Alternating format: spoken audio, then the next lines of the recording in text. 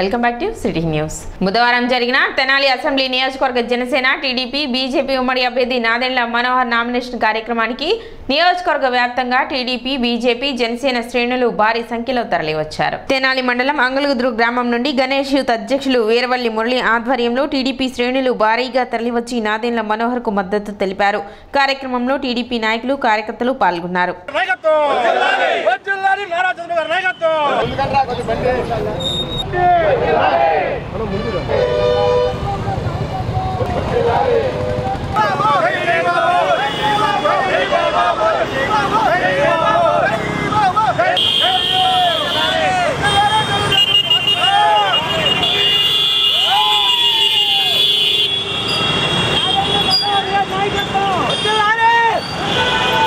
ముఖ్యంగా అంగళగుదురు గ్రామాన్ని తీసుకుంటే పేద ప్రజలు అన్ని వర్గాల వాళ్ళు ఇవాళ తెలుగుదేశం పార్టీకి జనసేనకి బీజేపీకి మద్దతుగా ఈ జగన్మోహన్ రెడ్డి పరిపాలన అంతమందాలి, ఇచ్చిన హామీలని అమలు చేయలేనటువంటి మోసగాడిని ఇంటికి పంపించాలి, మేనిఫెస్టోని దైవంగా భావించండి అని చెప్పి మేనిఫెస్టోని నేను దైవంగా భావిస్తానని చెప్పి ఏ విధంగా అడుగడుగున మోసాలు చేశాడో జగన్మోహన్ రెడ్డి చూసాం మనం.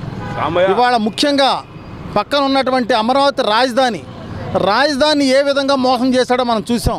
అమరావతి రాజధానిని ఇక్కడ కాకుండా నేను వైజాగే రాజధాని అని మాట్లాడితే ఇక్కడ స్థానికంగా ఉన్నటువంటి శాసనసభ్యులు కూడా ఈ రాజధానిని తరలించే విషయంలో కనీసం నోరు మెదపలేదంటే ఈరోజు మళ్ళీ మాకు అవకాశం ఇవ్వండి, మేము ప్రజలకు సేవ చేస్తామంటున్నారు.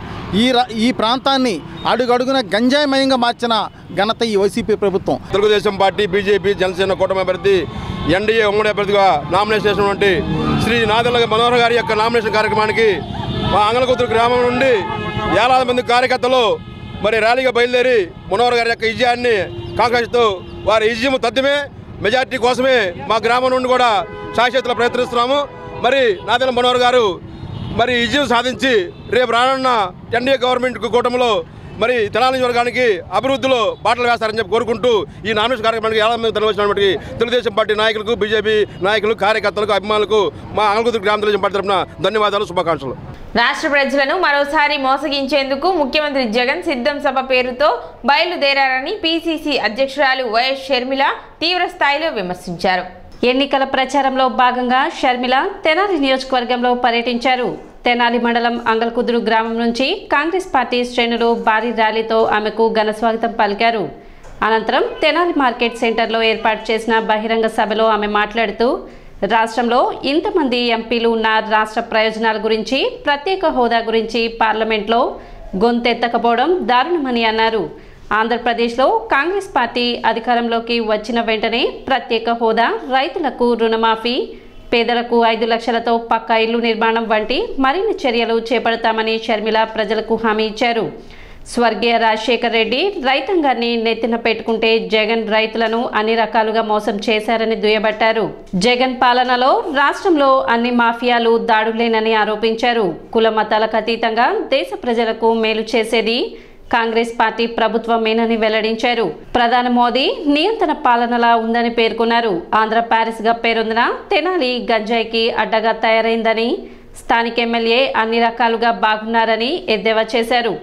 ఎమ్మెల్యే పట్టణాభివృద్ధి గాలికి వదిలేసి యథేచ్ఛగా ఇసుక దోచుకుంటున్నారని విమర్శించారు. మే 13వ తేదీ జరిగే సార్వత్రిక ఎన్నికల్లో ప్రజలు తమ ఆయుధమైన ఓటును, భవిష్యత్తును దృష్టిలో పెట్టుకుని ఓటు వేయాలని షర్మిల విజ్ఞప్తి చేశారు. అన్ని వర్గాల ప్రజలకు న్యాయం చేసే కాంగ్రెస్ పార్టీకి అండగా నిలిచి విజయాన్ని అందించాలని కోరారు. ఇది తెనాలి ఆంధ్ర ప్యారిస్, అవునా? ఆంధ్ర ప్యారిస్ ఎలా ఉంది అని అడిగితే ఆంధ్ర ప్యారిస్ కాదు తల్లి, గంజాయికి అడ్డా అయింది అన్నాడు. మరి ఏం చేస్తున్నాడు ఎమ్మెల్యే అంటే, ఏం చేస్తాడమ్మా, యథేచ్ఛగా ఇసుక దోపిడీ చేసుకుంటున్నాడు అన్నాడు. నిజమేనా? మళ్ళీ ఇలాంటి వాళ్ళకు ఓట్లు వేస్తే, మళ్ళీ ఇలాంటి వాళ్ళే గెలిస్తే ఈసారి తెనాలిని అమ్మేస్తా. ఎంత చిన్న తీసుకోండి, మీ డబ్బులే, మీ ఇసుక దోపిడీ చేసి సంపాదించిన డబ్బులే. కానీ ఓటు వేసేటప్పుడు మాత్రం ఎవరికి వేస్తున్నాము అని ఒక్కసారి ఆలోచన చేయండి అన్న. ఓటు అనేది మీ చేతుల్లో ఉన్న ఆయుధం. ఓటు అనేది మీ జీవితాలను మార్చే ఆయుధం. మీ జీవితాలే కాదు, మీ బిడ్డల జీవితాలను కూడా మార్చే ఆయుధం. ఓటు అన్నది ఆలోచన లేకుండా వేస్తే భవిష్యత్తు క్షమించదు, చరిత్ర క్షమించదు. ఒక్కసారి ఆలోచన చేయండి. 10 సంవత్సరాలైంది మన రాష్ట్రం ఏర్పడి, 10 సంవత్సరాలైంది. మొదటి 5 సంవత్సరాలు చంద్రబాబు గారు ముఖ్యమంత్రిగా ఉన్నారు. ఇప్పుడు 5 సంవత్సరాలు జగన్మోహన్ రెడ్డి గారు ముఖ్యమంత్రిగా ఉన్నారు. ఈ 10 సంవత్సరాలలో మన ఆంధ్ర రాష్ట్రం కానీ తెనాలి కానీ ఒక్క అడుగైనా ముందుకు వేసామా అభివృద్ధిలో? పక్కన రాష్ట్రాలు ఉన్నాయి, అన్ని రాష్ట్రాలు వేగంగా దూసుకుపోతున్నాయి అభివృద్ధిలో. కానీ మన రాష్ట్రం మాత్రం ఎక్కడ వేసిన గొంగలి అక్కడే ఉంది. చంద్రబాబు గారేమో అమరావతిని సింగపూర్ చేస్తానన్నాడు, 3D సినిమా చూపించాడు. జగన్మోహన్ రెడ్డి గారేమో ఒకటి సరిపోదు 3 రాజధానులు అన్నాడు. 3 రాజధానులన్నీ ఒక్క దాంట్లో అయినా తట్టెడు మట్టి పోసారా? ఒక్క రాజధాని అయినా అయిందా? మరి ఎందుకైనా వీళ్ళు ఓట్లు వేయాలి? చంద్రబాబుకి మోడీయే కావాలట, జగన్మోహన్ రెడ్డి గారికి మోడీయే కావాలట. మోడీ పోపుకొని మనకు ఏమైనా చేశాడా అంటే ఒక్క మేలు కూడా చేయలేదు. మరి అలాంటి మోడీకి ఇలాంటి గులాంగిరి ఎందుకు చేస్తున్నారు? ఈరోజు అప్పు లేని రైతు లేడు మన రాష్ట్రంలో. 15 లక్షల రూపాయలు ప్రతి అకౌంట్లో, పేదవాడి అకౌంట్లో వేస్తానన్న మోడీ గారు ఒక్క లక్షైనా వేసారా? ఒక్క రాహుల్ గాంధీ గారు మాత్రమే చెప్పారు, కాంగ్రెస్ పార్టీ మాత్రమే చెప్పింది. అధికారంలోకి వచ్చిన వెంటనే 10 సంవత్సరాల ప్రత్యేక హోదా ఇస్తాము అని ఒక్క రాహుల్ గాంధీ గారు చెప్పారు. ఆ మాట పట్టుకుని వచ్చింది రాజశేఖర రెడ్డి బిడ్డ. మీరు ఆశీర్వదించండి. కాంగ్రెస్ పార్టీ అధికారంలోకి వచ్చినాక 2 లక్షల వరకు రైతులకు రుణమాఫీ చేస్తుంది కాంగ్రెస్ పార్టీ. మీరు ఆశీర్వదించండి. కాంగ్రెస్ పార్టీ అధికారంలోకి వచ్చినాక ఈసారి ఉపాధి హామీ కింద కనీస వేతనం 400 రూపాయలు కనీస వేతనం చేస్తుంది కాంగ్రెస్ పార్టీ. ఎలాగైతే రాజశేఖర రెడ్డి గారు ఇందిరమ్మ ఇల్లు 40 లక్షల ఇల్లులు కట్టాడో పేదవాళ్ళకి, కాంగ్రెస్ పార్టీ చెప్తుంది అధికారంలోకి వచ్చినాక ప్రతి పేద ఇంటికి, ప్రతి ఇల్లు లేని ప్రతి పేద కుటుంబానికి ఒక పక్కా ఇల్లు 5 లక్షల రూపాయలతో పక్కా ఇల్లు కడుతుంది కాంగ్రెస్ పార్టీ. మద్యపాన నిషేధం చేయకపోతే అసలు నేను వచ్చి ఓట్లే అడగనన్నాడు జగన్మోహన్ రెడ్డి గారు. మరి ఇప్పుడు సిద్ధమని మళ్ళీ ఎందుకు బయలుదేరినట్టు? దేనికి సిద్ధమన్నా? మళ్ళీ మోసం చేయడానికి సిద్ధమా? మళ్ళీ పోలవరము, రాజధాని, ప్రత్యేక హోదా బీజేపీకి తాకట్టు పెట్టడానికి సిద్ధమా? మళ్ళీ బీజేపీతో అక్రమ పొత్తు పెట్టుకోవడానికి సిద్ధమా? మళ్ళీ 8 లక్షల కోట్ల రూపాయలు అప్పు చేయడానికి సిద్ధమా? మళ్ళీ 20 లక్షల ఇల్లులు కడతానని చెప్పి పేదలను మోసం చేయడానికి సిద్ధమా? మళ్ళీ మద్యపాన నిషేధమని మోసం చేయడానికి సిద్ధమా? దేనికి సిద్ధం? కాంగ్రెస్ పార్టీ ఎమ్మెల్యే అభ్యర్థిగా బషీర్, మీ బిడ్డ, మీ తమ్ముడు మీకు అండగా ఉంటాడు, మీ గొంతైతాడు, మీకోసం కొట్లాడతాడు. మనస్ఫూర్తిగా హస్తం గుర్తు మీద ఓటేసి ఆశీర్వదించాలని రాజశేఖర రెడ్డి బిడ్డ ప్రార్థిస్తుంది. సో నేను పొలిటికల్ ఫస్ట్ టైం కంటెస్ట్ చేస్తున్నాను. అది షర్మిలమ్మ గారు నాకు ఇచ్చిన అవకాశం. ఆవిడ మైనారిటీగా నాకు గుర్తించి నేను ఈ సీటు గెలుస్తానమ్మా పక్కా తెనాలి నియోజకవర్గం నుంచి అని అడగంగానే, బషీద్ నువ్వు గెలుస్తావా, నీకు అంత ఉందా అన్న, గెలుస్తానమ్మా నేను పక్కా అని చెప్పాను. మన అందరం కుల మత భేదాలు లేకుండా ఫస్ట్ సారి నన్ను అవకాశం ఇచ్చిన షర్మిల గారికి ధన్యవాదాలు తెలియజేస్తూ, రాజన్న గారి రాజ్యం రావాలంటే మన షర్మిలమ్మ గారిని ముఖ్యమంత్రి చేసుకోవాలి. మనం 100% మనం అందరం కలిసి కాంగ్రెస్ గుర్తు, హస్తం గుర్తుపై ఓటు వేయాలి. డబ్బులు అందరు ఇస్తారు, 2 పార్టీల దగ్గర తీసుకోండి. ఓటు మాత్రం హస్తం గుర్తుకు వేయండి. కాంగ్రెస్ రావాలి, మార్పు కావాలి అంటే కాంగ్రెస్ రావాలి. దయచేసి 100 అందరూ ప్రతి ఒక్కళ్ళు నన్ను ఆశీర్వదిస్తూ షర్మిలమ్మ గారి అడుగుజాడల్లో నడుస్తూ ఉంటాను.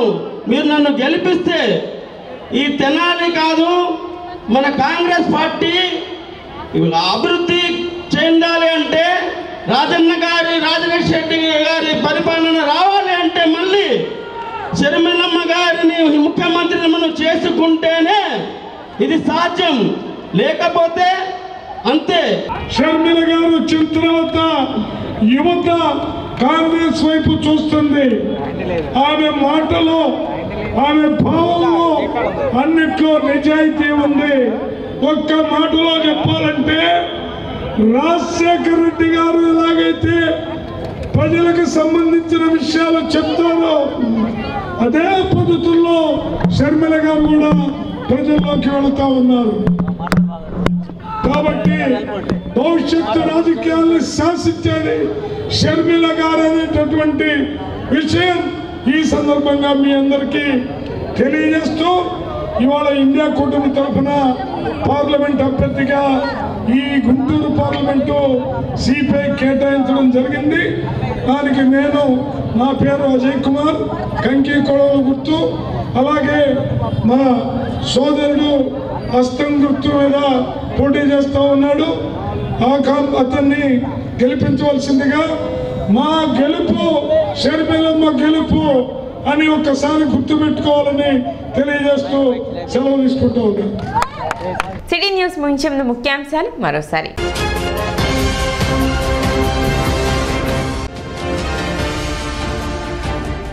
అట్టహాసంగా జరిగిన టీడీపీ జనసేన బీజేపీ ఉమ్మడి అభ్యర్థి నాదెండ్ల మనోహర్ నామినేషన్ పర్వం.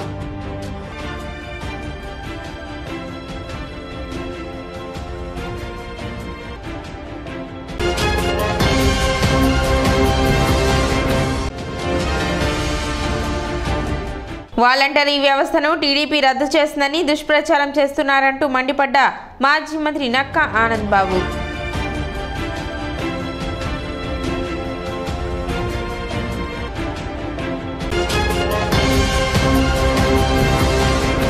సిటీ న్యూస్ ఇంతటితో సమాప్తం. నమస్కారం.